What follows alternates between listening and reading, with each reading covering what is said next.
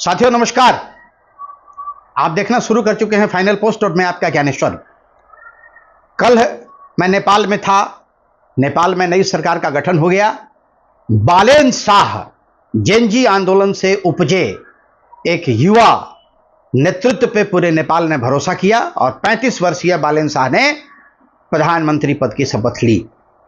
हालांकि बालेन शाह के लिए एक बहुत बड़ा चैलेंज है कि जिन परिस्थितियों में आज जो कांटों का ताज उनके सर पे चढ़ा है, क्या उन ताज से कांटे निकाल के उसमें फूल लगा पाएंगे?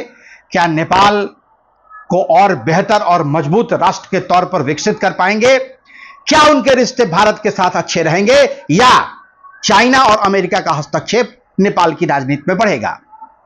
नेपाल के बारे में हम लोगों ने कई बार चर्चाएं की हैं। नेपाल एक बहुत ही खूबसूरत और भारत का बहुत अच्छा मित्र राष्ट्र रहा है। भारत और नेपाल के बीच में बेटी और रोटी का रिश्ता रहा है।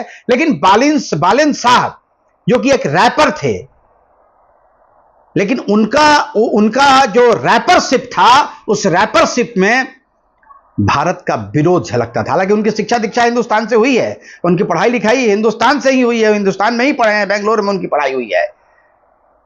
देखना यह है कि भारत के साथ बालेन शाह के रिश्ते, व्यापार बढ़ेंगे या एक बार फिर से हिंदुस्तान और नेपाल के बीच में तल्खी की स्थिति रहेगी। ऐसे मैं आपको बता दूं कि कूटनीतिक तौर पे नेपाल में जब भी कोई सरकार बनी है तो नेपाल के प्रधानमंत्री का पहला दौरा हिंदुस्तान हुआ है। वो दौरा 1 महीने के बाद हो, 15 दिन के अंदर में हो या 2 महीने बाद हो, लेकिन उनका पहला दौरा हिंदुस्तान का हुआ है।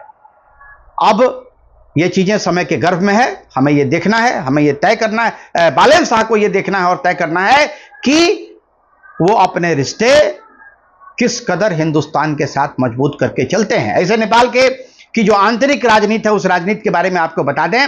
रवि लामछाने, बड़ा नाम, पत्रकार थे, गृह मंत्री तक रहे हैं, मंत्रिमंडल में जगह नहीं मिली। अमरेश कुमार बड़े नेता हैं, कांग्रेस के नेता, 11th आवर में उनका नाम मंत्रिमंडल पद से काट दिया गया।